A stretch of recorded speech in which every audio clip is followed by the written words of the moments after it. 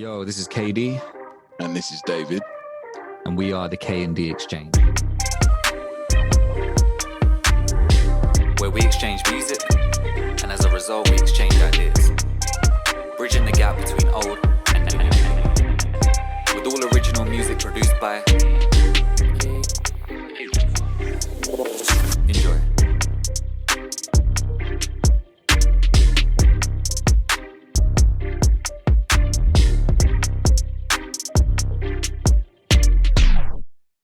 Yo, welcome back to the K&D Exchange. We are on our 10th exchange of the series. Yeah.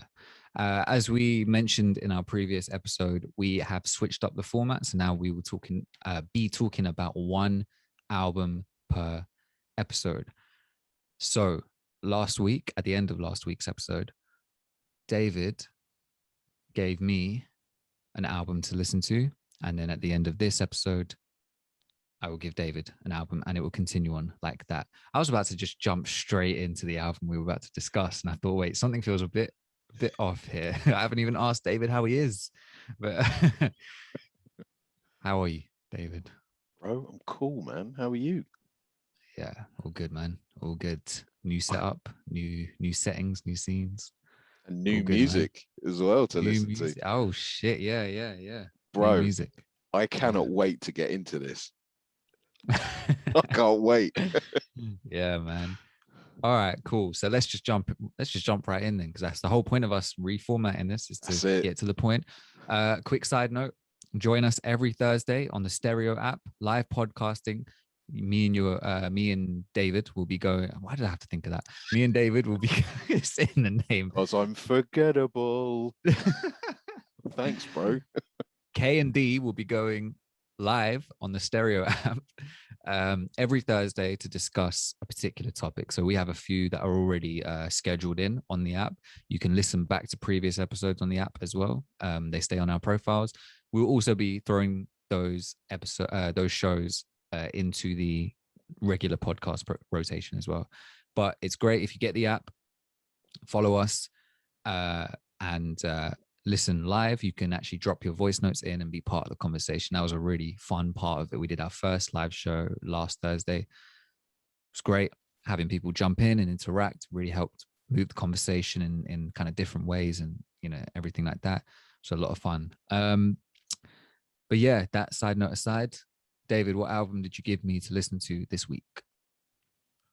Released in 1999, Battle of Los Angeles by Rage Against the Machine. KaeDee, what did you think of it? I hated this shit. No, I'm joking. Nah. Yeah. So I've heard of Rage Against the Machine before, obviously. What's the main guy's name? Zach De La Rocha. De La Rocha. Zach De La Rocha. Yeah. There's this Pusha T lyric that always I don't know why, because I think I first heard his name on that. On a song called King Push on his album, which was also called, I can't remember, but it had the album. It had like a barcode on the front of the album, and the second song was a weird beat, but shit, I can't remember. My Name Is My Name. That's it. That's the name of the album. But yeah, and he said, that's why, because he says it in the lyric. I rage against the machine. Zach De La Rocha, something like that. And it was the way he said it was so sick. And I was like, oh, that sounds cool. Didn't realize it was a name that he was saying that whole time. But this is the first time I'm listening to an album of theirs. I have no real frame of reference for what their music would be like, except for how you were describing it last time. So yeah, I actually really enjoyed this. I did enjoy it, but don't celebrate too quick. Obviously, look, for me, obviously, if you're into hip hop, hip hop is an amalgamation of a lot of different genres in certain senses, because of it's a lot of sampling, a lot of kind of outside influence, which helps drive it forward. That's why it's continued to still be so innovative and creative and etc. But rock music has always been kind of something I've kind of never dived into, except for a song here and there. I've always liked the aesthetic of it, especially live. you know. I love guitars, especially, and just drums. Like I'm a big drums guy. So some hard drums, yeah, I'm in. But sometimes I think I've been spoiled by hip hop, because when I listen to some kind of maybe classic kind of rock albums, or some just rock albums in general, it doesn't hit as hard. It doesn't bump like a kind of a hip hop song would, right? This was like ear candy in that respect for me when I put it on headphones, because it retained that kind of really raw grit, and just everything was so big. You know, we talk about Yeezus, like how there's so few elements in the mix that you can just make everything massive. That's what it felt like here, because there's one of the songs, I think, Guerrilla Radio. There's so much happening, It's but his humongous. voice, yeah, but his voice is cutting through. Yeah. And obviously, like, so, you know, you may have guessed by now listening to this that I'm an artist as well, right? And David is not as an artist in his own right as well. And I have been recently in the mixing mastering stage of my latest kind of stuff, and so my ears have been really tuned to this kind of thing. So it's very, very frustrating when you're actually in that process, making like the music balance with your voice and all that sort of shit. So when I was listening to this album and I heard his voice cutting through all this noise so clearly, but not like it was fighting for space, I was like, how? And then I started to realize, like what you said when you're talking about how you think about the kind of makeup of a band, where it's just the drums, guitars, bass, vocalist. It's like, okay, yeah, it's like 4 different elements. And that means so much space within that kind of box that we always refer to in terms of like the sonic box. You can fill that space up so much. And I really felt it on here. Now, obviously, this is not my kind of usual bag when it comes to like genre or sound.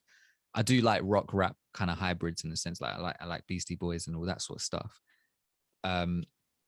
So after a while, this would kind of go into the background for me, and I hated to say it sometimes, but I'll be like, oh damn, like I got 3 songs have just played. It just sounds like one. Do you know what I mean? Like, that's the problem with this album. I think it's like one speed.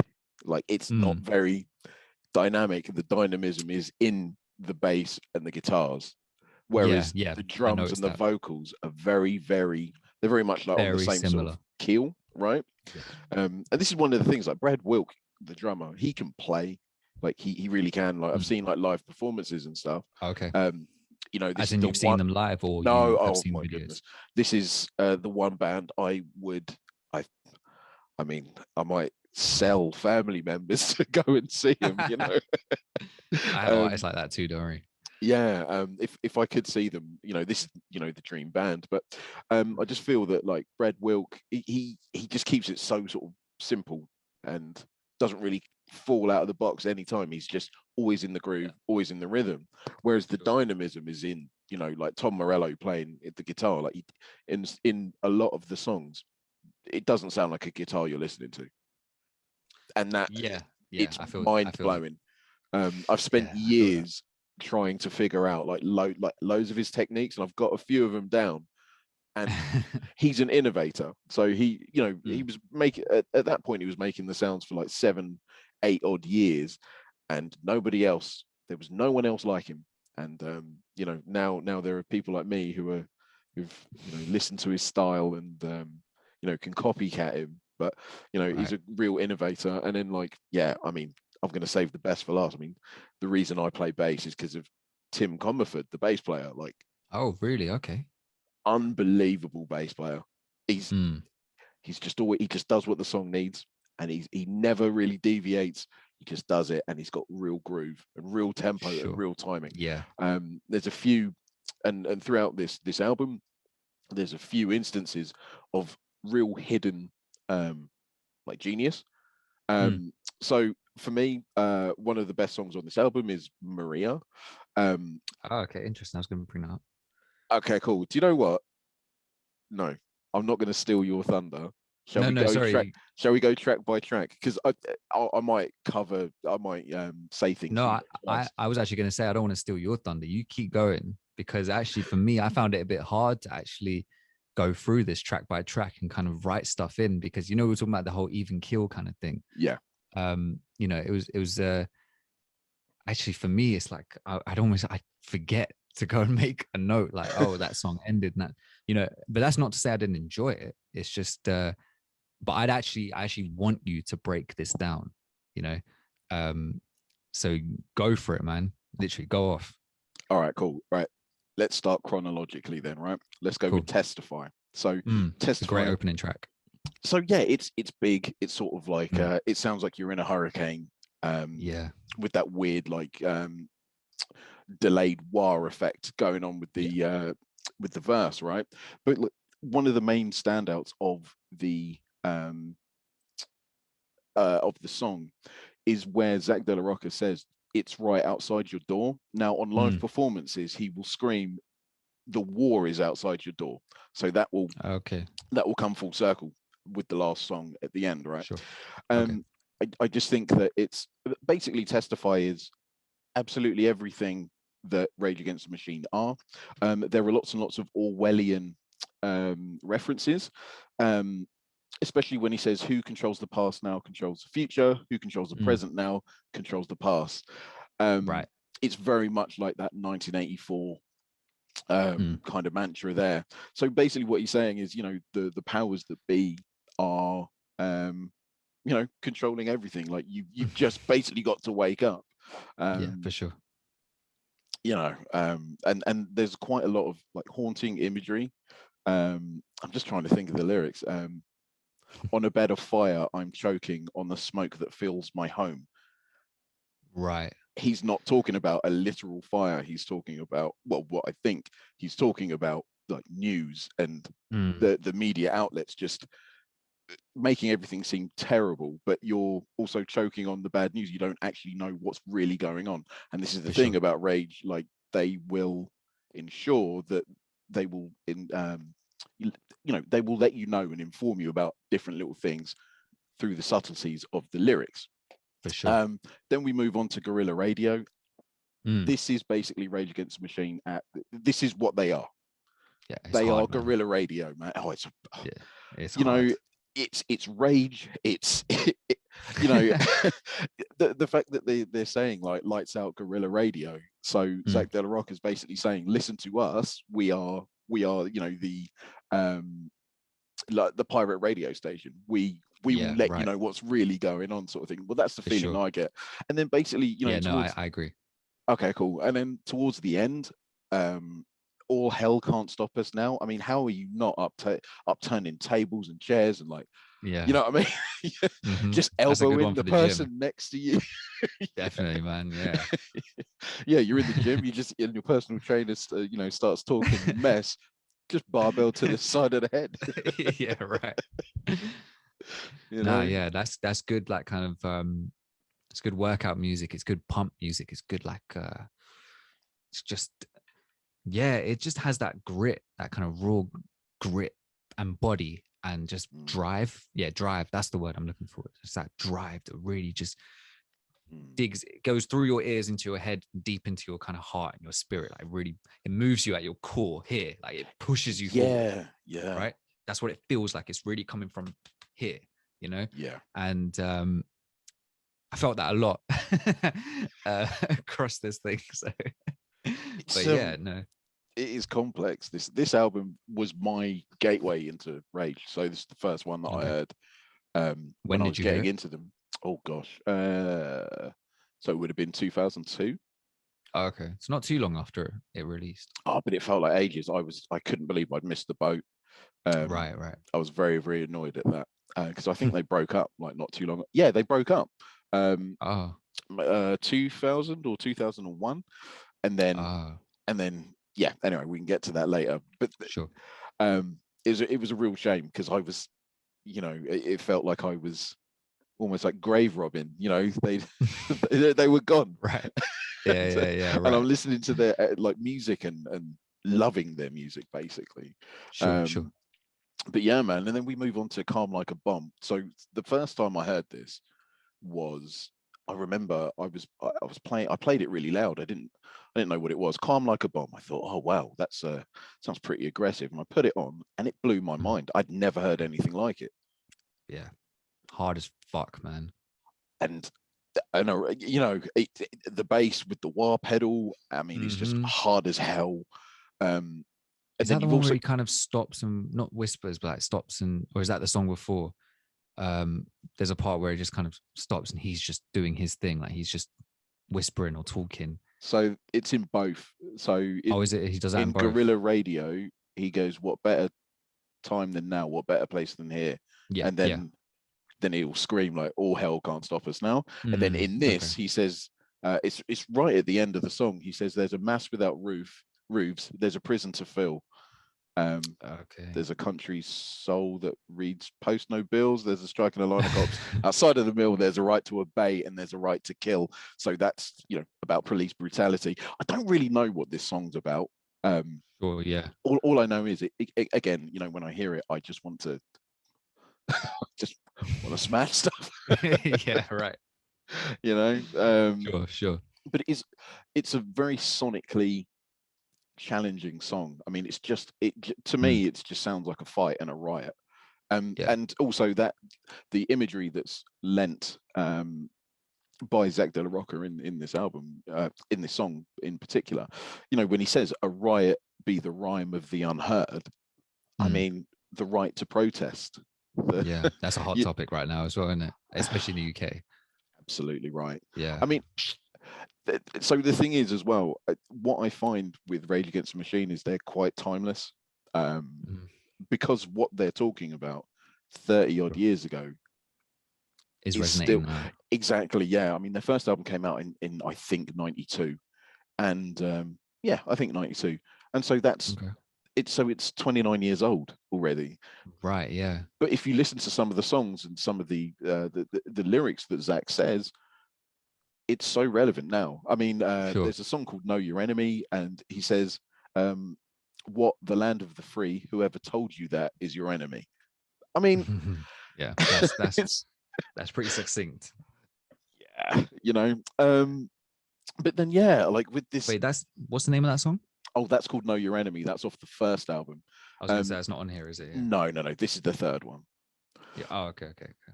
But yeah, man.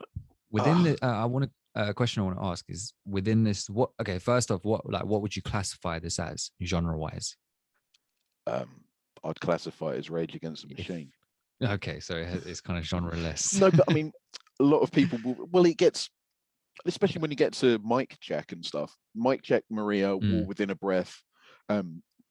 That's rap. It's got rap elements like in there. You can hear it, right? Yeah. And then obviously it's like rock. it's That's what I was wondering. Rock, like what musically would you classify it as? I think it is rap like rock. Yeah, rap rock. Yeah, but it's done because he's not singing. Right. Yeah, he's not really singing. Yeah. Okay. Cool. No, because I was just wondering that, and then my follow-up question from that is within that kind of. Well, I don't know how entrenched you are, like in that community, let's say, but like, or in terms of music within that kind of genre of like rock music and all that sort of stuff, or rap rock even in general. Is this considered, because for me as an outsider, I was thinking about, you were talking about how this is like what 29 years old or however. Oh, so this album is came out in 99. So sorry, 21 years old. Sorry, this is about 21 years old. Sorry. Yeah. So you're talking about the other album, right? Yeah. So this album, it made me think about how this album is 1999. It's about 21 years old, or almost 22 at this point. How I was about to say, like, it doesn't sound dated because you were talking about it's like the themes and things like that. But then I was actually wondering, maybe the concepts don't sound dated. But for me, actually, I don't even know if I have a frame of reference for like if it sounds dated or not. So I actually wanted to ask you, like, for this type of music, because I can usually tell with hip hop music something that sounds dated or not. Whereas if you give someone who's never listened to hip hop, if you give them Illmatic, they don't have a frame of reference. Whereas I can tell, that's definitely made in the 90s, right? It's classic, but I can tell when it was made, right? this, I don't have a frame of reference. To me, this just sounds fresh because it is fresh. Do you know what? It's interesting that you say that, because I think that you would be able to tell the difference between this album and their first. You can hear it, right? It's got that kind of, I don't know. You can kind of carbon date the first album, especially. It aged really, really well. Don't get me wrong, but it does sound old now, which is fair enough. This album sonically, I mean, production wise, is damn near flawless. It sounds fresh as daisies. To be honest, sounds really, really good. Just production, production quality wise, it sounds really big. Sounds really good. And it's within, what I really like when I listen to an album is when it's within its own world. So it's like, if you're in that mood, it's like you go to that album because you won't want to listen to anything else apart from what's within that album, because you'll be sucked into that particular vibe and mood that they create. It's not like you won't come across a song and think, oh, this reminds me of, obviously there's variation in this, but it's like, you know, oh, this reminds me of this. I feel like listening to this now. You know, oh, I feel like listening to that. Sure. You're so caught up in the world that they create for you, like the painting that they create for you sonically, that I really appreciate that about this album. Because, you know, I talk about sometimes fitting some of these albums that, you know, if you give me for an exchange into my rotation, like my regular rotation of music that I'm listening to, and how some albums are easy to keep going back to. I almost want to go back to them, or I just kind of see them and I'm like, yeah, let's throw that on. Whereas some albums, let's say like the 4 Hero one, so I was finding it a bit difficult to kind of find a time and a place to really put that on and kind of remember to put it on, you know? Defo. This one was very, very easy for me to just, I think I must have listened to this quite a few times within the last week without realizing it. You know, I listened to it when I went for a walk. I listened to it in the background when I'm like cooking, you know, washing my dishes. And just, you know, just because from the very first listen, I remember just thinking every time I'd see it, it's like in my library, you know, now. So like it's added to the library and it's not going to leave. You know, listen to an album if I like it and I think, yeah, okay, that's cool. If I like most of the songs on there, it's not just one or two and everything else is whatever. I'll add it to my library because, you know, I might come back to it at some point, you know, and I'll remember. So this one is in there because I have this feeling that I may return to it every now and then, because every time I see it in there and I think, okay, I need to listen to it for this podcast, I'm not just thinking I need to listen to it for the podcast. I'm also thinking, I remember how that sounded. Yeah, that sounded great in my headphones. Bang, let's just put that on because it just fulfills kind of what I'd like. Some hard drums, that kind of, I've always struggled with rock music, like getting into it, right? With certain things. There's certain types I just can't vibe with. I can't vibe with very fast and kind of, I can't even give you a name of it. Like, I don't know if you know what I'm talking about. I think I do. I have an idea if it's like the kind of, I don't want to sound like mean, like if it's like sort of the generic kind of rock that I think you're talking about, because obviously you know, I don't know your head like like that. For sure. But I can imagine why you would say that. There are, however, many talented bands that even I thought that I wouldn't like it, but over the years there are some bands that are just they play in a certain way, but you just really vibe with. There are definitely, if you like, you know, if you've gotten along with Rage Against the Machine, it's the gateway. You know, there are so many bands for you, dude. Like there are so many. Cool. Recommend me more, man. I will. Like there's one band that I really, really like, right? And I don't know many other people that do, but they're called POD, like Payable on Death. Okay. I really like them. There's just something about the lead singer, like, and his voice that is just really honest.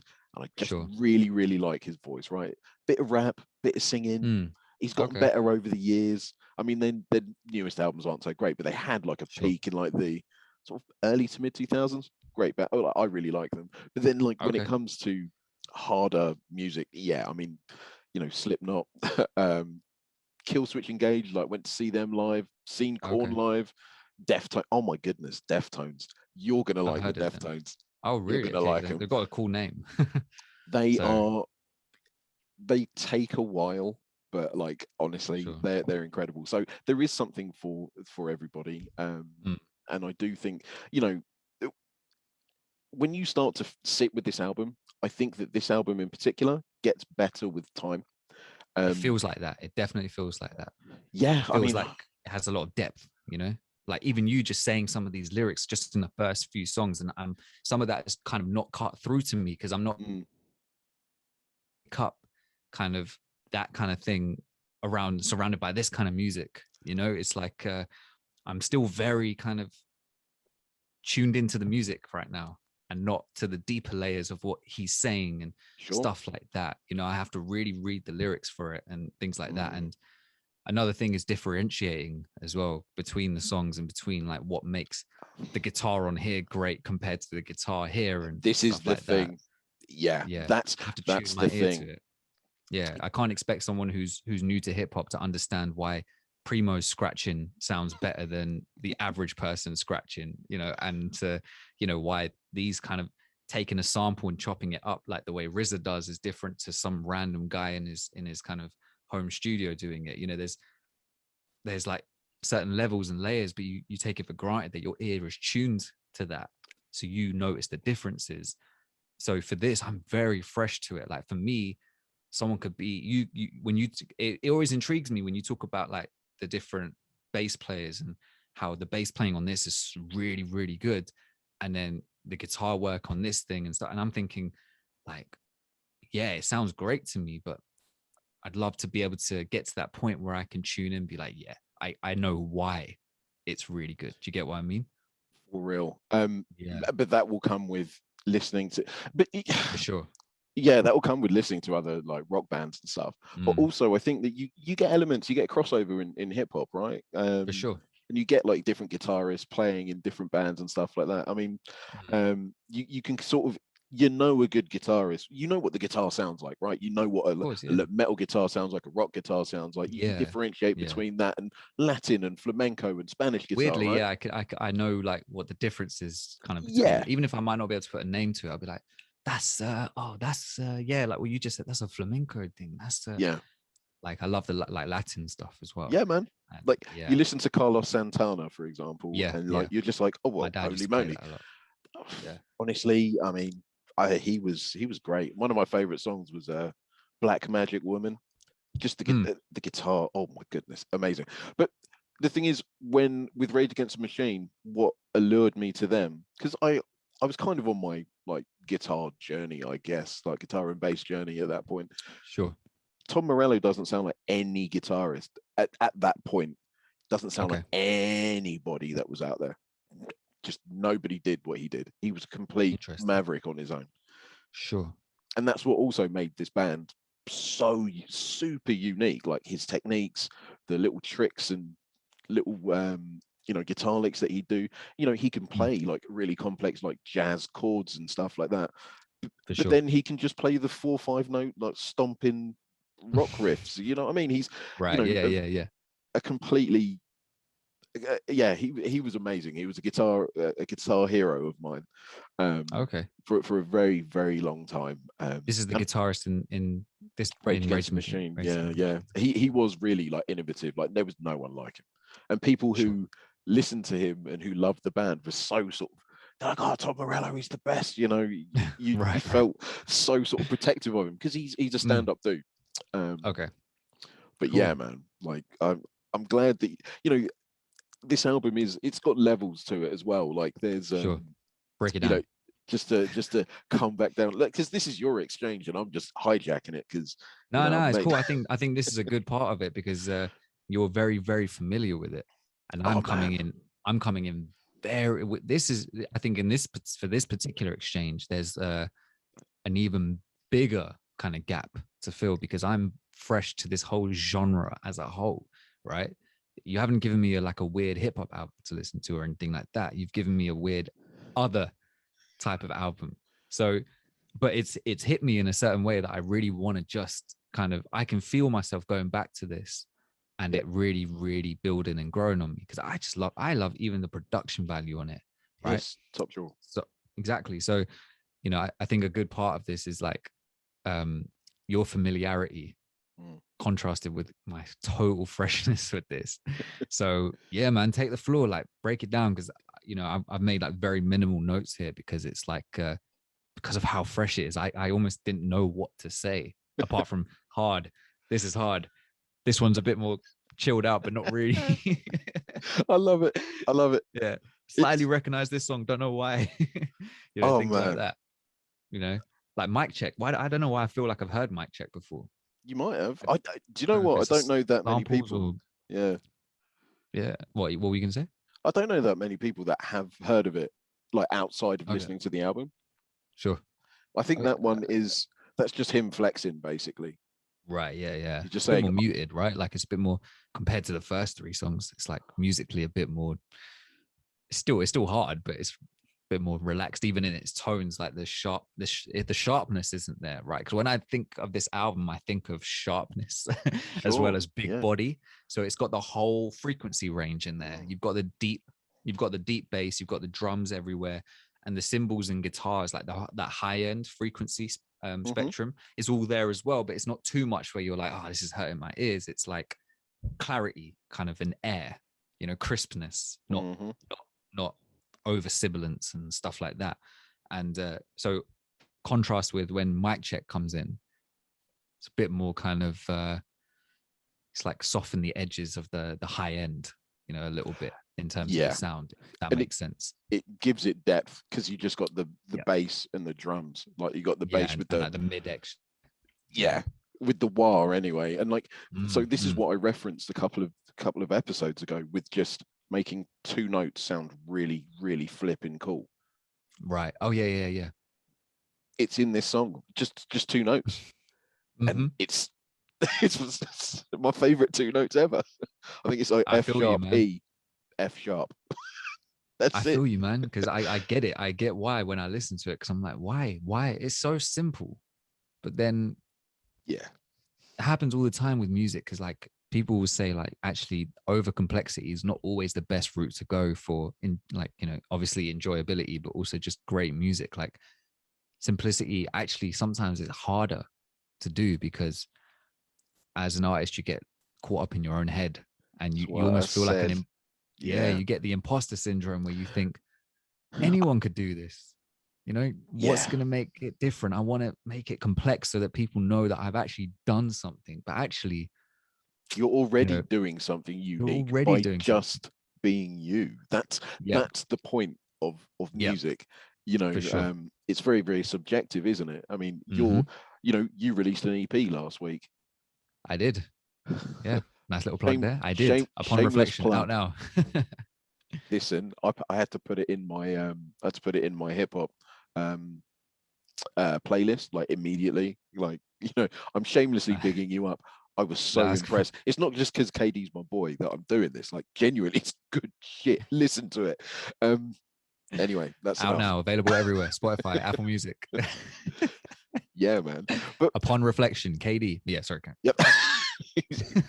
Corny Boom, boom, tracks. boom. But yeah. um, but yeah, I mean, it's great that you're able to do what you've done, and the value of that music is, well, twofold, right? Mm. A, that it's out there, and B, that it's your unique take Sure. Yeah. on life, right? And so your Mm. music is going to sound different than somebody else's music, and that's the beauty of it. And Yeah. I agree. unfortunately, it was a lesson that I think I learned like the hard way. When I was like I was trying to come up with like riffs and stuff like that, and then it took my mate John, who was on the call Yeah, I last week. remember. Yeah, yeah. Mm. It took him to go, just play simple, stupid. Yeah. That's all he said. Sometimes you need that. Yeah. It's like, yeah, you're right. Sorry, mate. Just do what you're doing. Like, it's good enough. It's good enough, Mm. Yeah. Um, I think I can't remember if we spoke about this in person or not, because I was talking about how sometimes I have that crisis that you're talking about, where you're like, anyone could have done this. Why would anyone care that yeah, I rapped over this beat, or that I came up with these notes that are out there for everyone else to use? surely someone else has done this before. Why would anyone care about me? And I think, I don't know if it was like, can we ever run out of music? Like, can we ever run out of new music? This was over a lunch. Yeah. I So remember I this. did. Okay. So Yeah. it was us two who had this conversation. And I think as we were exploring that topic, it was actually, I think when a lot of people think about that, they're maybe not factoring in the individual human being who is contributing to that music. So, Correct. you know, even if you have people who are inspired by, I think we use like the Beatles as an example, a few years, like 20 years removed from the Beatles in their prime, the world is a completely different place 20 years on. These people have completely different backgrounds. Let's say 4 people in the band, right? These 4 new guys who form this band who are inspired by the Beatles are not going to just make a replica, you know, not going to be a replica of the Beatles, because take that inspiration, add it in with 4 unique personalities who have had 4 unique backgrounds, who are now in a completely different world than what existed from the Beatles at their prime, surrounded by other influences and music and whatever else and technology.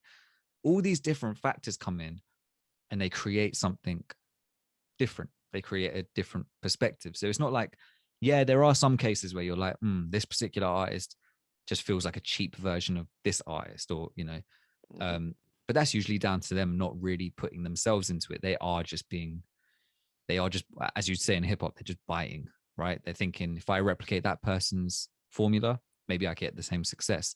It doesn't last long because people are just like, but then you're just that, like MGK, you're just Eminem light. I might as well just listen to Eminem, you know, as, you know, just as an example. Poor MGK. He gets fuck MGK, but I don't rate him at all. Well, I thought we were a show of peace. Okay, you heard it here first, MGK. If you're listening, it might break your heart to know that KaeDee isn't a fan of me. I haven't given you the time of day. I hope it breaks his heart. I hope he comes at me. Because I'm not even worried. Like, I wouldn't even be worried. Literally, that's how little I rate him. This is brilliant. MGK, come and do a K&D exchange battle, please. You versus KaeDee. KaeDee, MGK. Man, it's like battle of the letters. Isn't it? Yeah, MGK, KaeDee. Yeah, man. Nah. But why do we say that? Oh, because KO'd. But the we were talking about how there's everyone bring, like what you said, everyone brings their unique kind of what do you say, spirit, personality, perspective, basically. That's all it is. Perspective, that's the word, to the music. So, you know, you're right. So actually, the more you get, the less you stay in your head and the more you just do, actually the better it kind of becomes. So you're right. When it comes to these 2 notes being played, sounds like he's just in his bag, right? He's just chilling. Doing it. Yeah. Listen, it's doing the opposite of us. it's prevalent throughout this album. I mean, it's his bass playing is so simple in a lot of it, and then really hidden bits that you can hear. We'll get to it.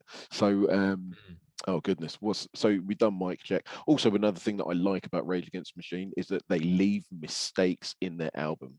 Flipping love it.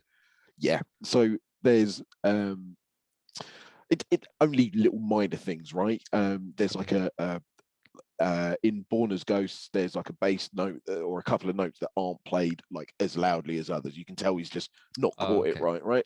Or there's a in mic check. It's quite heavy on the hi-hat. After every single after every single sort of bar, he'll just hit the hi-hat, the open hi-hat, right? But he misses it. There's a couple of times where he misses it, and you're like, oh, okay. Wait, is that on purpose? Oh, is that a mistake? Yeah. So sure. I like the fact that there's that kind of humanity as well. It's just like it is what it is. Like there's something cool about that, right? I really like that. And even I was listening to some of their live performances, like there's live at the MGM Grand and live in Mexico and all of that. And they make mistakes all the time. They just play on, and this is it's the beauty of live music. There is beauty in the mistakes. Yep, it's not quantized.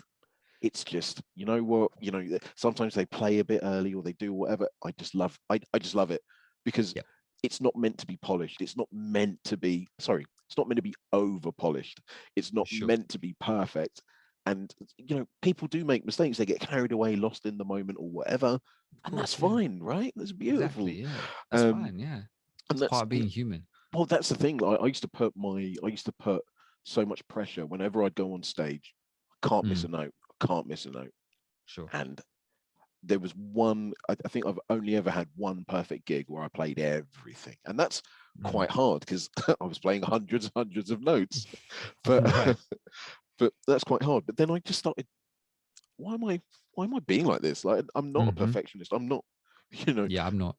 I've become I'm less than that. Yeah. yeah, I was like, I'm not very, like, I'm not the world's greatest guitarist anyway. Like, I'm self-taught. I've probably got really bad habits and stuff. Like, I'm not Sure. great. Why don't I concentrate on doing like the mood things and making the guitar sound a little bit more atmospheric and Yeah, stuff? Why don't I for try sure. like other things? And why don't I try and create moods? And that's something that I started to do. And as I was writing like solos and stuff, I remember my drummer at the time was just like, "Oh man, your solos are much better. You just do what the music needs." And that's the thing. Get out of your own That's the head. Just thing. do Yeah, what the music needs. And I think this is one of the, and as I've said, like on exchanges past, I think this is one of the um, beauties of Rage Against the Machine. for Simple sure. music. it's Absolutely. it's very Yeah. very complex at times. Like, don't get me wrong, but it's Yeah, for at the sure. core and at the crux, very very simple music. The complexity, obviously, you're given those complexities vocally, thematically, and also sonically through Tom Morello. So when you get For to sure. songs like what's next? I think it's Born of a Broken Man. That is a thematically heavy song. It's referencing Zach De La Rocca's dad, Beto De La Rocca. Okay. And basically, I think he had maybe not a mental breakdown, but he suffered with like crippling depression or something like that. Right. I think his dad was an artist, and he kind of got into a really really bad funk. Basically, Born of a Broken Man is Zach De La Rocca saying, "Yeah, my dad had problems, but you know, I'm never a broken man. I'm not going to be that." And that's, as Right. he's saying, born of a broken man, never a broken man. So it's the Right. differentiation between his father and him.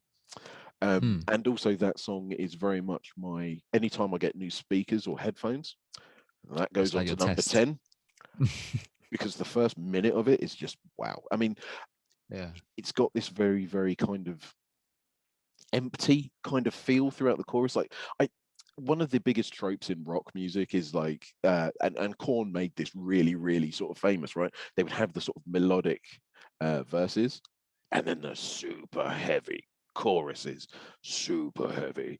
Right. Korn was Yeah. great at it. Like, don't get me wrong, like they were great, but then you get so many other bands that would do that, and it became a kind of trope. And I Sure. think that Sure. Rage Against the Machine, especially on Born of a Broken Man, they were guilty of falling into that trope. But this is a song where it was absolutely needed. You Sure. Yeah. know, Yeah. Yeah.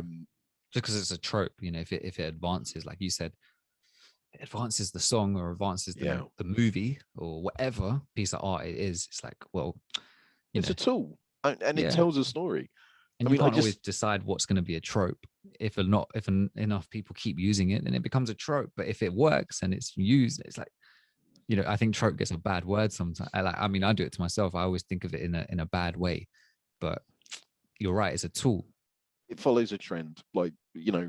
and it works in this instance. I mean, I love some of the imagery as well. Like, they try to escape across the street where Jesus stripped bare. Like, you're all of a sudden transported into flipping, you know, BC time. Not BC. exactly. Well, But yeah, that time. yeah, Yeah. BC times, man. You're just like, holy moly, like, Yeah. anyway, you get this kind of dusty, kind of empty, haunting kind of feel from that, and Sure. Yeah.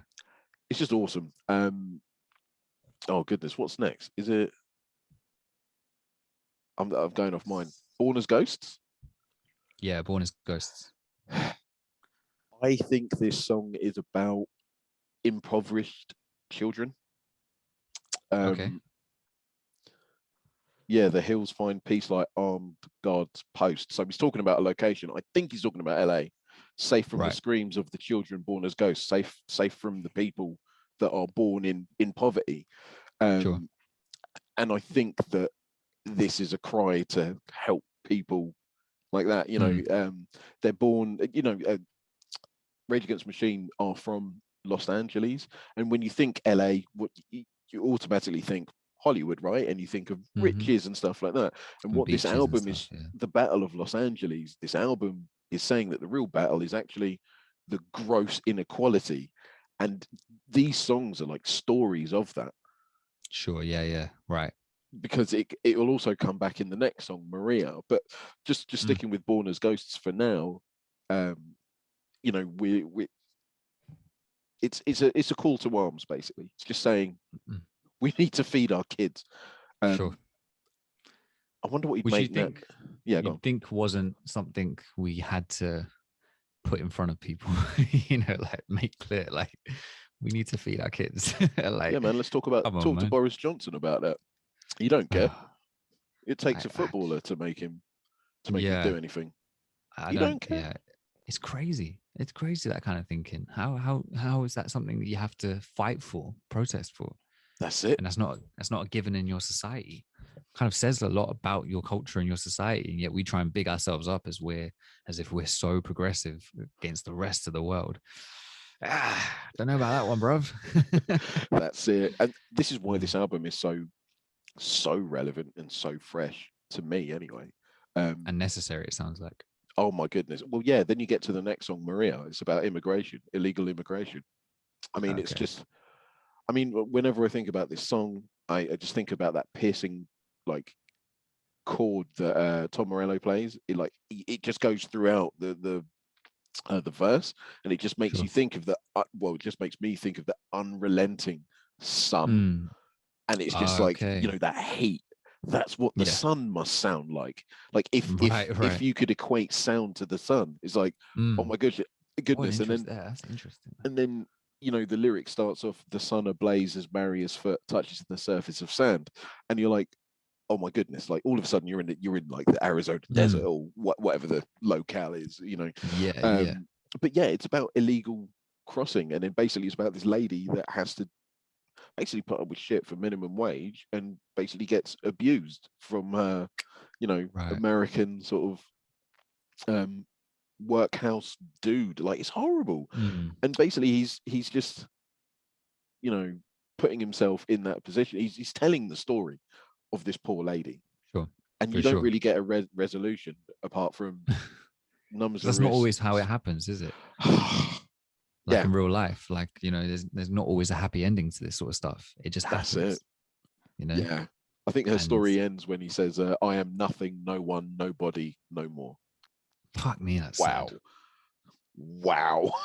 It sounds so poetic. Like I get it, because I did start reading the lyrics for like the first couple of songs, but then I didn't get a chance to still just sit with it. I'm really regretting not being able to give myself that time to just sit and have it playing out, especially on these KRK speakers, like with the kind of flat sound on here.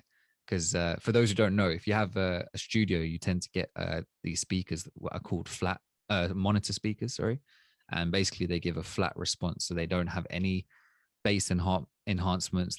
There's no like, oh, these speakers will, you know, give you this type of sound or that type of sound. They just give you whatever you put into it, you get out of it, basically. And it's great for listening to really well produced music on it, because that's what you're going to get. You're not going to get any added extra bass from the speaker, nor, you know, if you listen through Bose headphones, you get a nice kind of clarity, a nice kind of EQ curve and everything like that, and a really deep bass and stuff like that. But on these speakers, when you like, if you listen to like a Dr. Dre album on here, like with them spaced out and you're in the center of the apex, oh man, it just sounds so good. This is another one of those. There's certain albums I hear and I'm just like, man, those are like KRK. I should start calling them the apex albums, right? Like where you want to just sit there and just have it playing each side, where these are like, you know, angled into your ears, and just hear in its full untouched kind of, you know, kind of glory. And then on like the computer, just have like the lyrics up and just kind of read along, kind of just see what they're saying. Because, and the way when you're dropping some of these little like tidbits of what he's saying, it just sounds so poetic. Like, it's just such a succinct, concise way of explaining some really deep and interesting topics. Like, this is really making me want to just keep listening to it, You got it, and man. kind of, I feel like I'm going to need to, in order to move past the music part, where it's like it's all kind of sounding similar, and kind of break into, or maybe I might even require some of the kind of wider listening you were talking about, like, oh, if this is the gateway, go to this, go to that, go to that. And then when I come back, I might be a bit more seasoned. You know what I mean? Yeah, man. You need to, And yeah. yeah, because that happened with hip hop. When I got a bit more seasoned with hip hop, coming back to some of the more early stuff, or the more simpler stuff, not Hmm. simpler, but early stuff I got into, I started to, okay, I really, really, really get this now. Or Yeah. adversely, or conversely, I can't remember what the word is. Um, I would think, okay, this is not as good as I thought it was. Yeah. This is all Yeah. just show, no depth, that kind of thing. Yeah. You Like, grow. like Encore by Eminem, that was the first kind of hip hop album I ended up buying, because that just happened to be the album that came out at the time. And back then I was like, God, this is so cool. Like, he's saying this and he's rhyming like this and all that. I hadn't got through to the deeper part. But then once you Yeah. became seasoned and you listen to like the Eminem show, especially, and Marshall Mathers LP, you come back to Encore and you're like, this was a fucking It was a dud, wow. wasn't it? This was a, like, wow. Like, I could pick 4 or 5 songs out of this. If that. Jesus Christ. Yeah. Like, fuck me. Like, wow, but you had to become seasoned in order to come back and be like, okay, I get Well, why people don't like this anymore. it's growth, isn't it? Yeah, You're sort of finding your own feet. yeah, for sure. Whether it be as an artist or just as a participant in music and listening, For sure. For me, I was just a hoover for bass lines at this point in my Right. life. Yeah, So yeah, I was yeah. like, oh, let me figure out this bass line. Let me figure out that bass line. Ah, right. I figured out most of the Rage Against Machine bass lines now. So I'm like, yay, I feel lit, For sure, for sure. for me, I was just hungry. I learned, I think even now to this day, I could play them all. Like, What, on this album? no, I could play them all, as in Oh, like just all all of three them. albums. I think I Oh, can. damn. Okay. I love them that much. That these Mm. these guys are some of my, yeah, they're just my favorite. I think my favorite band. Or Oh, one like, of just anyway. out of, I was gonna say, like, are they like your, if you They're had to top, pick just top one? five easy. Okay. Top So five they're in easy. that conversation, yeah. So if you had to, like, just only pick one band, and it's like you had to ignore everyone else, these guys are in the conversation. They're in the conversation. Deftones will be Yeah. in the conversation. Sure. Okay. Deftones. Okay. The thing is, I don't. Yeah, I mean, if I was to, this is a separate conversation, little tangent, but if I was to give you the Deftones to listen to, I wouldn't. Do you know what? I think I'd give you Diamond Eyes. That's probably sonically their best album. I Okay. don't think there's anything that comes close to it, Sure. really. Yeah, they seem to hit a bit of magic on that one, and it's really accessible, and also it's completely alternative as well. So it wouldn't have been anything that you've ever heard of. Really Okay. accomplished album. I saw them after they dropped this album, and so this is 2010. I'd heard one song off it. I went to see them with my mate. The next day, I purchased the album because they played loads of it live, and it was just Right. boom. And this is the thing as well, with this album, with Battle of Los Angeles. I Mm. mean, I bet I would have loved it even more if I'd have seen them live. And this is the Sure. thing. I think that with this is a discussion maybe we could have, separately, like on stereo. But Yeah. when it comes What, to like like hip live hop, performances? yeah, when it Yeah. Yeah. comes to like hip hop gigs and stuff like that, usually Mm. it's done over a backing track, or you've got the Yeah. DJ, and Mm. then they're just rapping over the top. And sometimes they have their own vocals and they're still rapping over the top. Yeah. And I'm just like, Yeah. this is karaoke. Like, no, I'm not a fan of it. Whereas when you go and Especially at see a, some underground stuff. Yeah. yeah, Definitely, man. when you go and see a live band, Mm. none You of can't that. really do that. How would you Can't even do it. begin to lip sync or drum sync?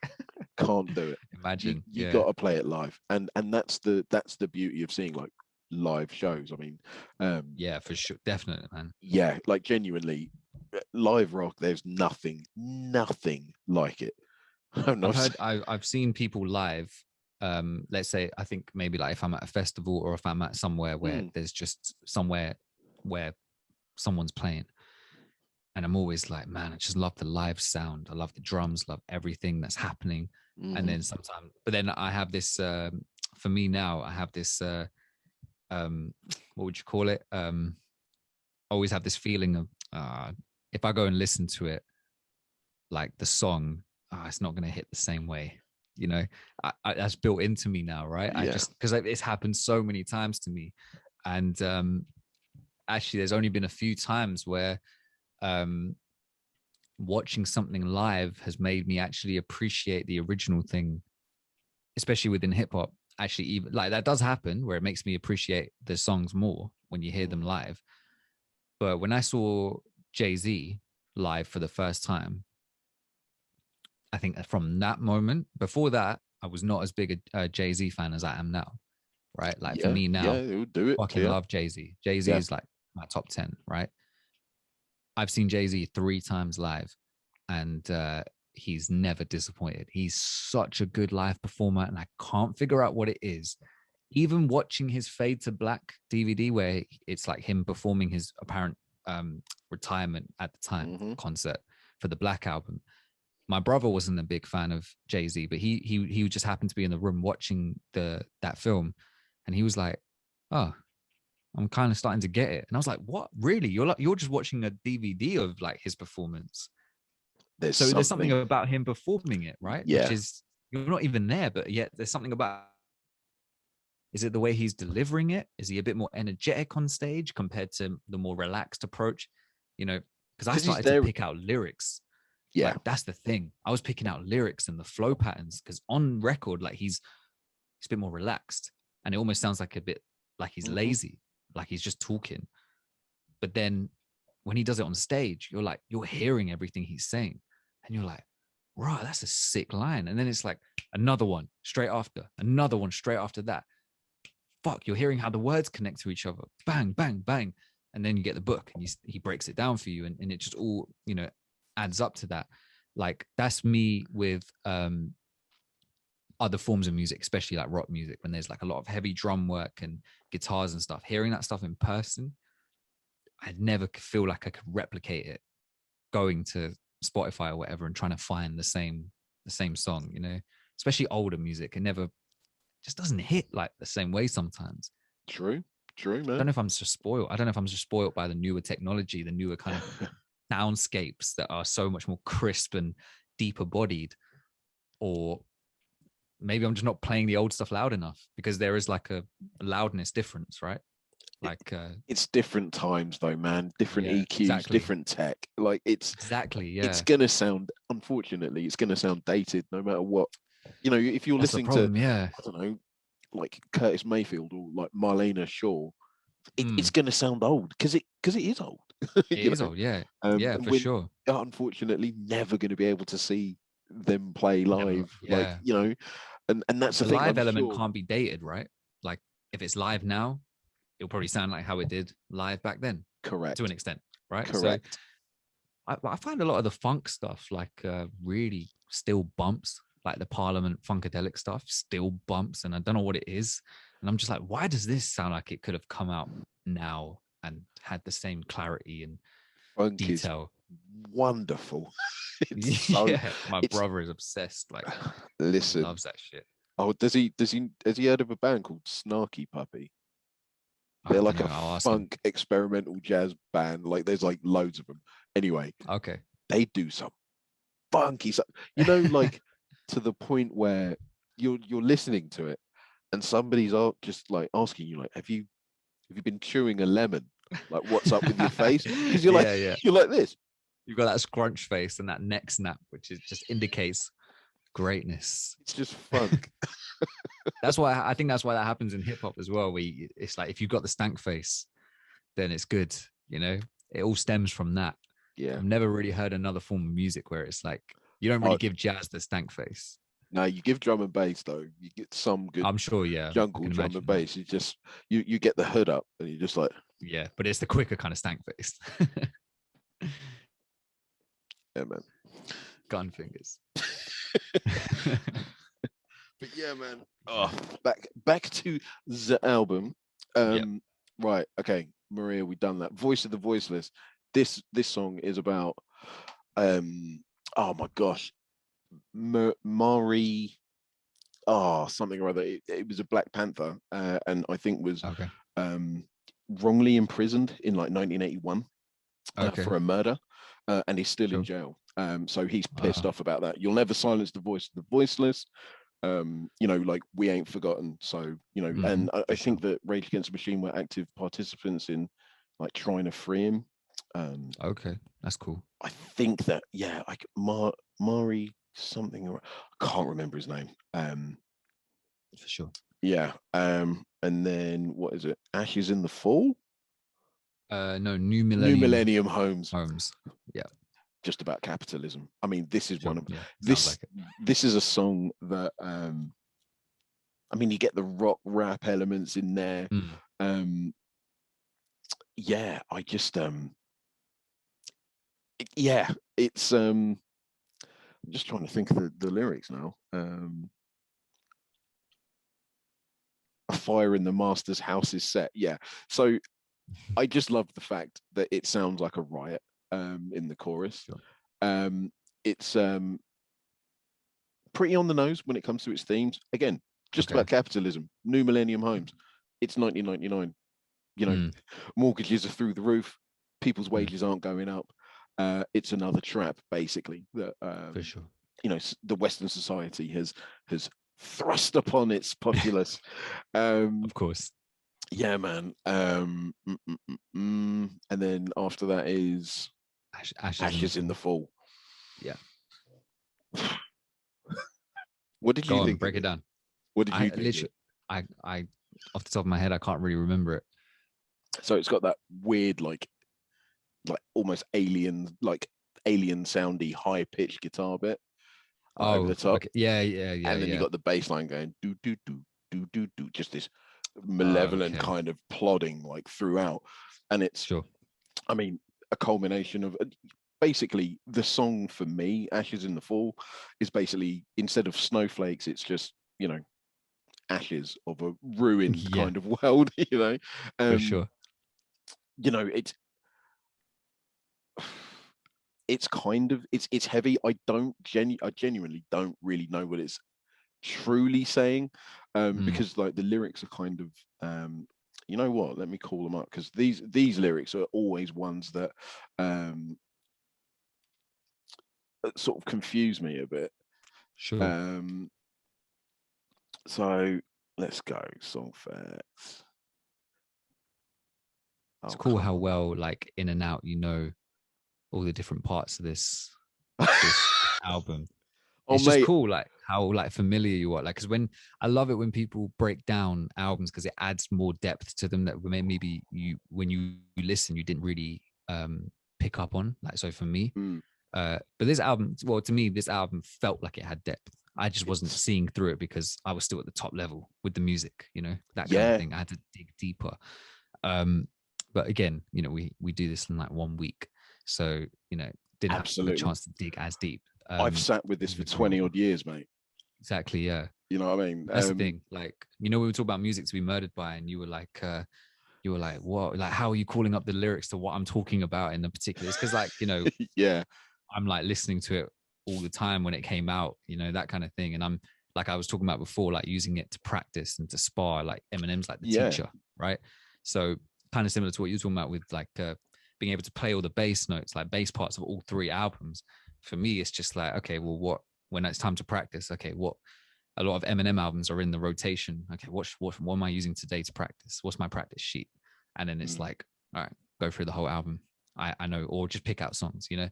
It's that's the equivalent for me. So it's cool hearing it for something like this, but you're picking out, whoa, you're picking out lyrics as well. That was War Within a Breath. Yeah, I know that. That is, yeah, I accidentally pressed it. No, that's don't apologize. I love that Yeah. song. Yeah, like I can't believe that. Yeah, so basically I had a bit of a blank. I've just called up the lyrics and I'm like, yeah, okay, cool. I know them.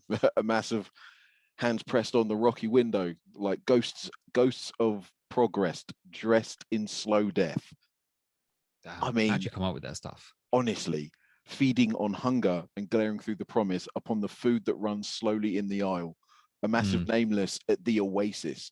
So essentially, like this is capitalism at its finest. You know, a massive nameless at the oasis. I mean, it's so on the nose, but it paints this really dark, almost, yeah, it's almost like in society we are under a, like it's almost like a horrible regime. Like you get these horrible kind of, this horrible oppressive imagery basically For sure.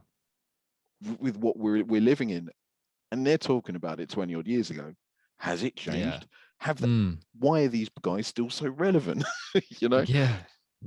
And Kind of, also, you kind of wish they weren't, right? oh, it's so sad. I mean, and also I like in this song, like it's got like nice little breakdown where it goes, this is the new sound just like the old sound.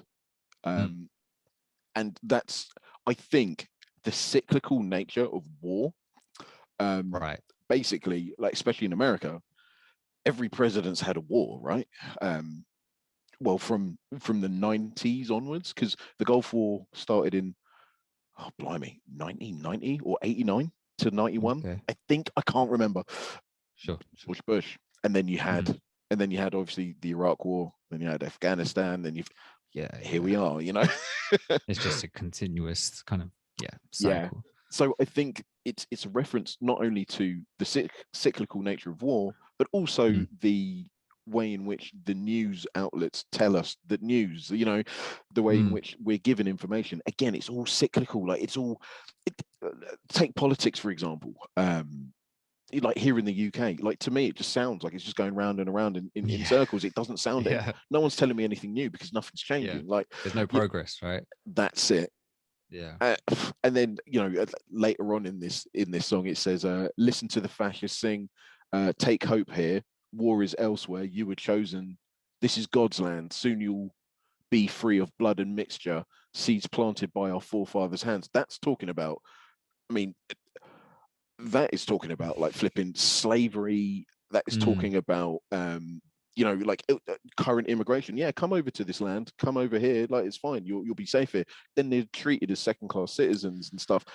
You're not given any sort of human rights. You're not given any money, no tools to survive. You turn to crime, and then you've got then you've got what happens at the end of this song, which is ain't it funny how the factory's doors close around the time that the school doors close?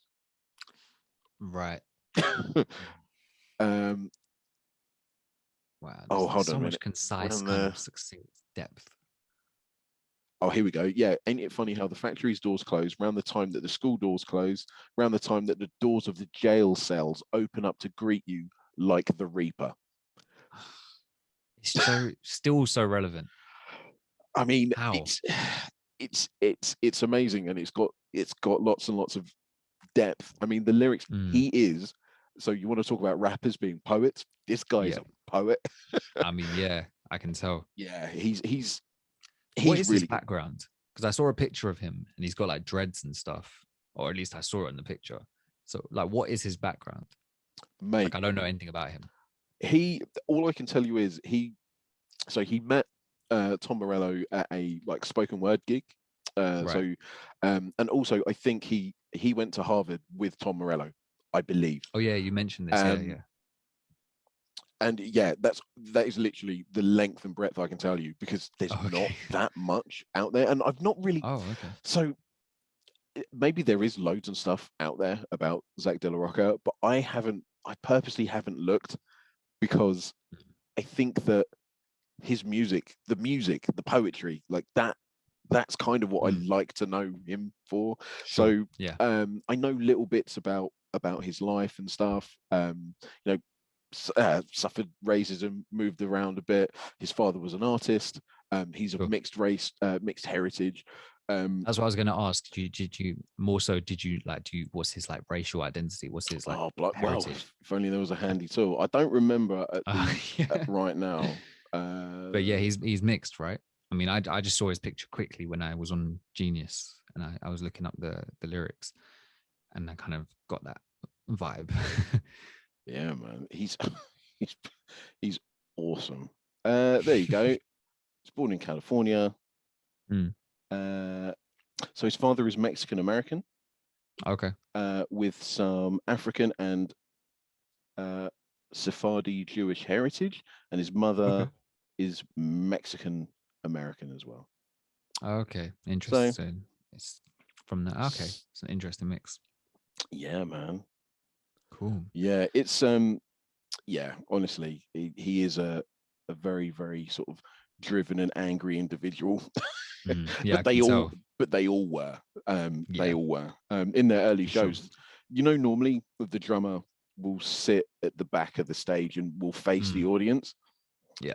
Brad Wilk used to turn his back on the audience. Just never used to play like to them. He just used to. Was there a reason for that?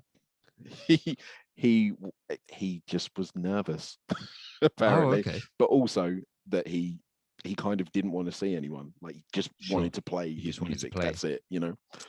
Yeah. Sure. Damn. Yeah, This man. this is so This weighty. Like I'm it, thinking about like I didn't even think about like a rating for it. I couldn't even give one.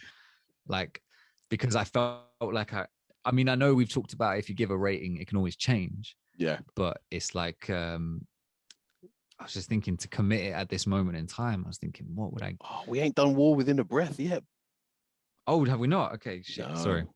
Continue. I think because we were talking about the cyclical nature of war and stuff. For some reason, I Yeah. assumed. So this is where it's coming in now. Go on, break it down. All Yeah, right. because you said it would come round, right?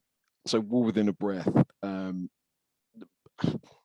I mean, just the fact that this album opens up with this song will say every official who comes in will cripple us, make us Mm. maimed, silent and tame, and with the flesh and bones he builds his home. Wow. Wow. War Within a Breath, right? So I think it comes full circle. So when it comes to Testify, when he says it's right outside your door, now testify. Mm. When in live performances he always screams the war is right outside your door, testify. So I think that the reason this album sort of starts with testify is just like beware, danger is everywhere, and then the end of the album is also beware, we could be like your life as you know it could change within a breath. Yeah. The war is outside your door, like whatever it is, it's not as far away as you think it is. And unfortunately, Western society isn't perfect. So Yeah. they're That really saying, resonates with me, that idea. Like strangely, really, really resonates. Like, because I think about that a lot. Like I think about how you could just wake up. I mean, we kind of all experienced it with the pandemic, right? Where it's just like there's no way. Like, what was our life in 2020 going to be like originally if we had just kept on as normal? It almost feels like it couldn't have happened, right? Like, I can't think of anything else apart from it. Like, this is so normal now for us. But like, although we had like, but I think of it. I even think of like scenarios where it's just sudden, because I mean the pandemic wasn't sudden. We did hear about cases, and then it built up, and then it was like we might have to do this, might have to do that. But imagine, let's say, I don't know, I can't think of an example, like you just wake up or you have something on the news that comes on and says something is about to happen and that's it. Like everyone has to go and do this. Everyone has to now go and do that because of this, because of that. I don't know, something's about to come to Earth. Or, what if you just wake up one day and that's it? That's the day that the aliens show themselves, and it's like Independence Day when you look out in the sky and it's just covered by a UFO and you're just like, do you know what? Why today, man? I had plans. Like, I'd go to my mate and I'd be like, look, you know what? I ain't smoked draw for a long, I knew you were long going to say time. that. I'm gonna get baked. Me and my family are gonna hotbox myself. Mm-hmm. Gonna play with my kid in the park when they launch their death ray. there's nothing you can do. There's Like, nothing what can you you can do? Yeah, what can I do? What can I do? What can I do? Might as well go out on a high. Yeah, just that whole that's such a great way of putting it. That you're, I mean, obviously that's like a bit of an outlandish kind of thing, Yeah, depending on yeah. what you believe, right? But the whole war within a breath thing, where someone could just decide something, and then that has these negative repercussions. I mean, back in the day when you had to be like, what's the word? Is it consignment? No, what's the word when Conscripted. conscription? Yeah, conscripted. And you kind of, if you were over a certain age, you had to go to war, or you had to be, your name was put in the ring, and they call it out Mm-hmm. on. I think I was watching a show called where did they do that in? This Is Us, right? And they had a flashback to during, I think, the Vietnam War, and one of the main characters, it showed him and then his brother, and his brother was really really worried that his name would get picked, and they kept saying to him, don't worry about it, you know, it's probably a low likelihood, you're probably not gonna happen. Everyone, right? And they call out his name on the news, and it's like, okay, don't worry, I'll get you out of here, we'll smuggle you to, like, you start going into panic mode, we'll smuggle you to Canada, we'll smuggle you to Mexico, you know, blah blah blah blah blah. And it's just crazy. Like, I feel like, man, I'm so lucky that we live in this time where Mm-hmm. I'm not, just because of I'm a man and I'm above the age of 18, I have to then go fight for, like, in a war that I had no say in even starting. Like, I have no beef with these people. Like, what the fuck am I doing? You Yeah, know? the Muhammad Ali line. Mm. I mean, that guy was a complete hero in every sense of the word. But anyway, Trust that's me, yeah. Yeah. yeah. But, man, I need to listen to this more, man. I need to deep You, dive more into it, yeah, for sure. every single song. It's of this album is born out of inequality and injustice, Mm. and there's not really a lot of hope in it. That so like, you know, they're not I don't know, they don't give you this kind of feeling of don't worry, it'll be all right. It's like, Sure. no, you gotta be angry. Yeah. You got to Look be. at the world around you. How can you not be? Exactly. And the fact that this album, the fact that most of their albums, I mean, are still relevant, is it's criminal. It's crazy. Mm. Honestly, I feel you, man. their music, like, just means something. And this is the thing, like, so in my young mind, when I was getting used to this band, um, I everything had to mean something, right? Like, especially at that Sure. age, right? Everything had to Sure. mean something. And I found a band which stood for something. Every song meant something. It wasn't fake. This isn't fake. Like the stirring feelings that I feel in my chest, you can't fake It's that. all real. Yeah, yeah, yeah, for What they're sure. putting out is real. The anger, the, you know, sort of rage at the injustice, you know, is very, very real. But then when you sort of sit with it for a bit, it's really educational music. It's you can learn Yeah, stuff from. You know, I didn't realize that they stood for so many like different causes and stuff, especially on for their sure. second album, Evil Empire. They talk about certain things in that, Mm. which is its whole, which is a whole episode in itself. It's a Is this weird their? album. Is this their? How many albums do they have? So they got 4 albums, right? Oh, So four. Okay. they got the self-titled one, which was their first one. Mm. Then they got Evil Empire, which was their second. They got Battle of Los Angeles, which was their third. Then they released an album full of covers called Renegades, Interesting. and it's done in the Rage Against the Machine style, but they're all covers. Mm. And Weird. it's weird, but it's all right. Sure, Yeah, sure. but yeah, man. Yeah, just I don't know what to So say. weird. I'm not used to enjoying like covers, you know, because you don't get them in hip hop. No, well, Yeah. they definitely cover Cypress Hill in there, which Right. Okay. Interesting. because they go way back, those two bands. So I can they see were that for some reason. They both have that weird LA kind of vibe where you get it from their music, even though it's not the typical Snoop, like Dre and Snoop kind of music. correct. You Yeah. know? Same with kind of People Under the Stairs as well. Like they gave the LA vibe somehow. Yeah. Yeah. So But yeah. what would you Wow. you got to try and score this now? See, I thing is in my head, at the moment I'm giving it, I don't know if I'm rating it on what its potential is for me, as in what I know. I feel like I know what it's going to grow into for me. I can feel it already because it's given me that feeling of like I just want to keep listening to it, and I want to keep. When I heard To Pimp a Butterfly for the first time, it was like I just want to keep listening to it. I want this to have already have grown on me. I want to know it inside out already, but I know it takes time. You know, back then I was younger. I didn't realize that's how it worked.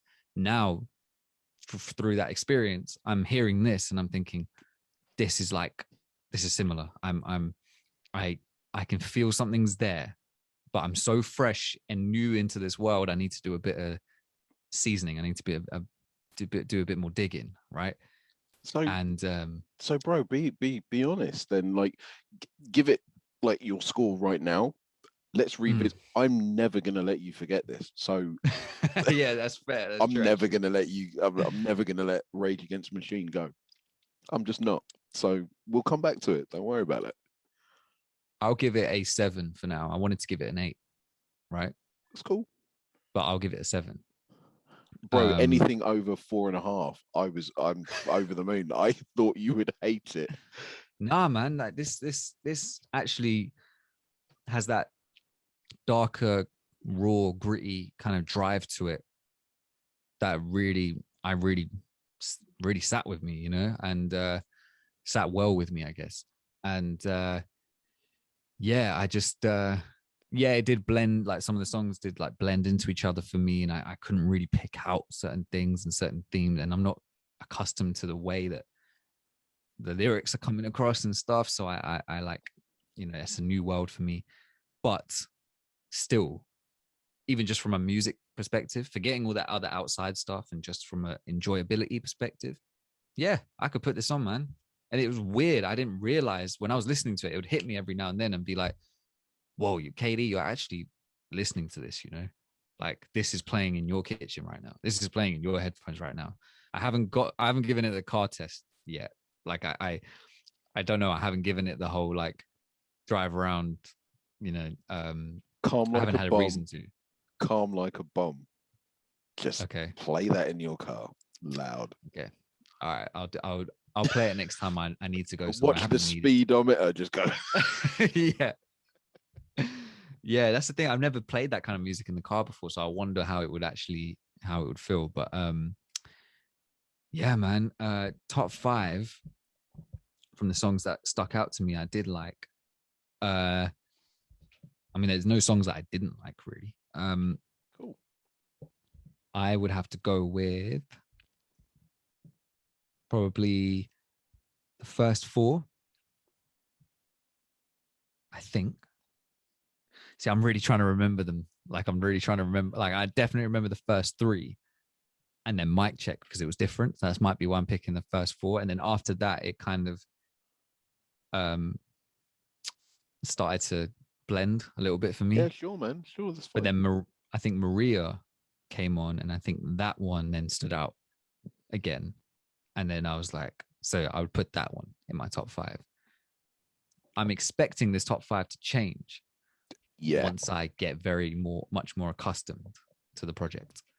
Born as Ghosts and Born as Ghosts, New Millennium Homes, and Ashes in the Fall, they will grow on you like weeds, man. Because They seem I like the think type.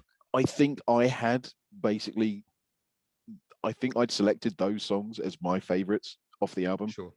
Like most definitely Calm Like a Bomb, Mike, Jack, and Maria. Those were my top 3, I think, back Okay. in the day. But over the years, New Millennium Homes is a flipping stampede of horses. It's just it's just brilliant. And also sure. Born as Ghosts.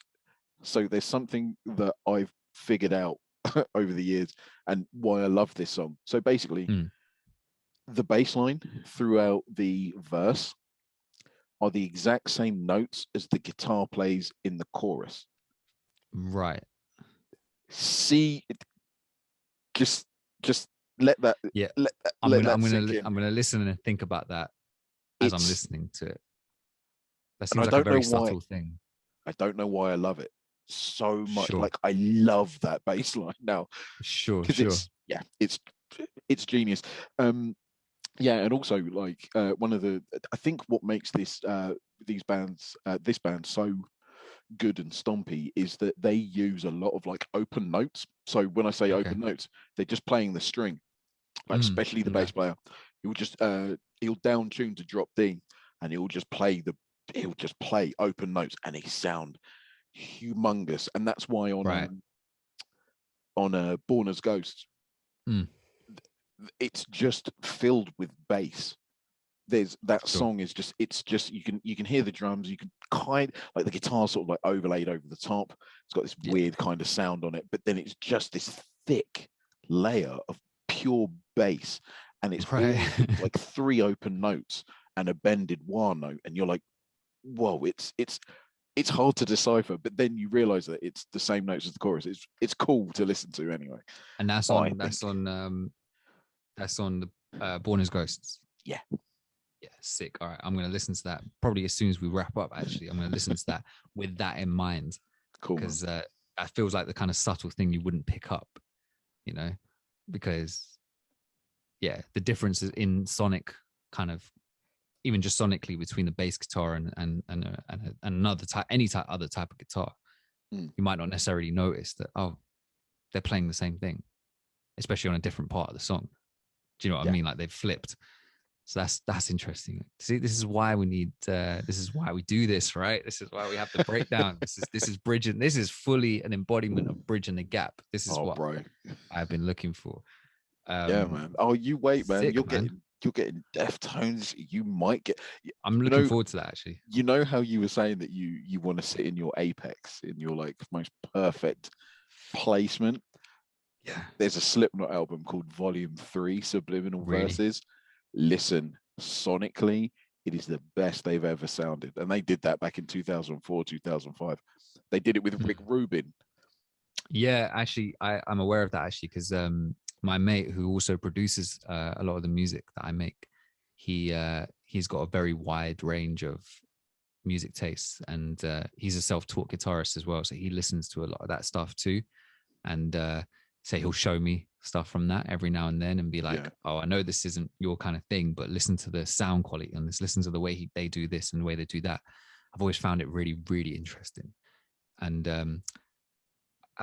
this is another thing that made me want to get into like this form of music sometimes, is that sometimes, I don't know about you, but I find that if I go to that section on Spotify or Apple Music or whatever, and I look at the album covers, some of them, like, I feel like sometimes, I don't know if I'm just so used to hip hop, but sometimes I feel like the album covers in hip hop, there's some really good ones, but sometimes I feel like they just can't compete with some other genres. Some other genres have some like really just cool, artistic, nice looking artwork, which just are so interesting, so appealing to the eye. And I'm just looking at them like, I want that in my library. I Oh, want to mate. like the music on that. And then sometimes I'm like, this is not my bag, but I really want to like it. You know You'll what I like, mean? do you know what? You'll like, if album covers is your thing, Korn, Mate. Follow the Leader. Oh, mate, I might give you that album. Okay. Okay. Well, you have a This, week to decide. exactly, man. Like, yeah, basically heavy guitars, but hip hop bass and drums. Oof. Can't go wrong with it. Okay. Cool. I'll try not So to like don't listen to check any Korn. out. I'm gonna, Okay, cool, I'll sort you out. All right, cool. So let's. sick. Let's So what do album? my exchange. Okay, so basically, okay, I'm undecided again as usual. So but my two options are R&B based. Kind of R&B soul based. Now, do you want something soulful? Or do you want something dark? Well, to be honest, this world is full of darkness. Okay, do you want something Dark side. sexy dark? That's what I mean. Sexy dark. As in, like, you know, kind of Blimey, if I just wanted that, moody. I'd just look in the mirror. Same. No, I'm joking. Just decide for me, man. Like, because no, just do it. Man. I don't know. I don't know. Okay, have you heard any of the Weeknd's albums? Oh fuck, man! No, I haven't. I'm still torn. So I've got the weekend called up. He's already Okay. here. Okay. No, I haven't listened to anything because I always see his name everywhere and I'm like, avoid. I don't know why. I don't know why. I think I'm okay. That's made my decision then for me. I'll save this other one for another time. I think this one will be more interesting then for a conversation. It's an EP. Oh, should I give you the album? No, I'll give you the EP. I'll give you the short dose. So it's called My Dear Melancholy. Do you know what? I have heard of this one. I haven't You've heard of it. it? I've Okay. heard no, I've heard of it. I haven't heard it. Sick. Cool. Downloading. Cool. Great. All right. So The Weekend, My Dear Melancholy. All right, sick. Do you know what? Like, this podcast is about broadening one's horizons. I'm glad to be actually listening to him. Because that's the thing with Rage Against the Machine as well. Heard about them all the time. Always referencing hip hop, and I'm always like, one day maybe I'll check them out. I'll actually be able to pick out a song like, oh, okay, that's one of theirs. And this has made it happen for me. Yeah, so, man. Sick, man, sick.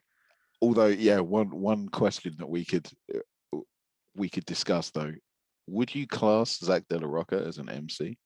Ooh, that's a topic in itself, and requires a bit more listening on my part as well. Cool. Keep it in mind. Do you know what? We could use that for the stereo. Actually, anyway. Well, yeah, there's an idea I had which is similar for one of those stereo talks, which is about the line being blurred between singing and rapping. It could fall under that category. What even defines a rapper anymore? That kind of thing, potentially. So we could. It could fall under that umbrella, but we could use that as its own separate, more focused conversation. But yeah, it just reminded me of that. How long have we been going for? 1 hour 40.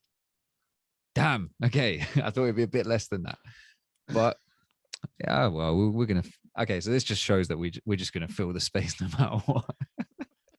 If it's two albums or no, do you know what? I think I said 80 minutes would be like the length of the new format. So don't worry, man. We're cool all for good now. We're all cool. I mean, as long as we're not 2 hours 50 like last time. Fucking hell, man.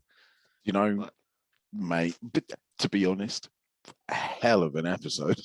Yeah, man. It was a hell of an episode. Mm-hmm. That was a lot we broke down in that, man. I had like a few highlight videos kind of set aside for that, and I was like, I had to pick 3. Just release them all. Yeah. No, cool. Yeah. Oh man, I can't wait. Really, we'll be able to smash through them. Yeah, man. Sick. Yeah. So yeah, as usual, thank you for if you stayed with us this long. Blessings as usual. Also, we will be going live. Well, by the time by the time this episode comes out, we would have already done the stereo talk I'm about to mention. But by the time this episode is out, actually, the episode for that stereo talk we would have done will be coming out tomorrow. Yeah. So, and actually kind of links with what we were talking about in here about, when we started talking about our individual perspectives in making music and things like that, because we are discussing the life of a musician from our perspectives and what that kind of entails. So actually it's kind of a good link there. So yeah, but just every Thursday, tune in, get the stereo app, and be part of the conversation, man. And yeah, it was a lot of fun last time. We hope it will just continue like that. But yeah, anything you want to say, David? You stole my outro. No, I stereo is my outro, man. Stereo is my plug. You do your thing. Latest peoples. It's been great. He does the intros. I do the outros, right? That's the crux of this relationship that we have. Yeah. And he's broken that trust now, and so Gonna go and jump out this window. All right. It's been nice knowing you. Bye. All right. Next time I'll keep that in mind and I won't do that. He's passively aggressively laughing. Yeah, motherfucker. Anyway. Fuck you. Taking my shining moment from the podcast. Do you know what I mean? It's my only job. Yeah. All my friends listen to the end, so we're like an outro. I'm gonna have to get my mum to send in a note tomorrow. Imagine. I actually get a text from your mum like, "Can you please just let David do the outro?" It's the one thing he's good at.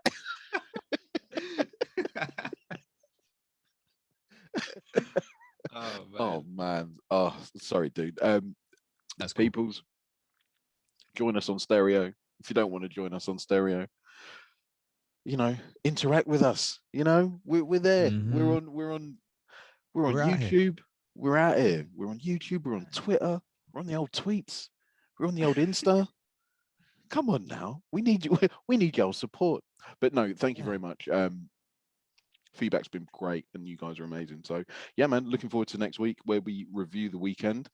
And this has been a hell of a lot of fun. This has basically been the David podcast because I've been just waxing lyrical about Rage Against the Machine, which I told you I could do. Like I could talk about Rage Against the Machine for hours. But anyway, let's see. Thank you so much, everybody. Peace.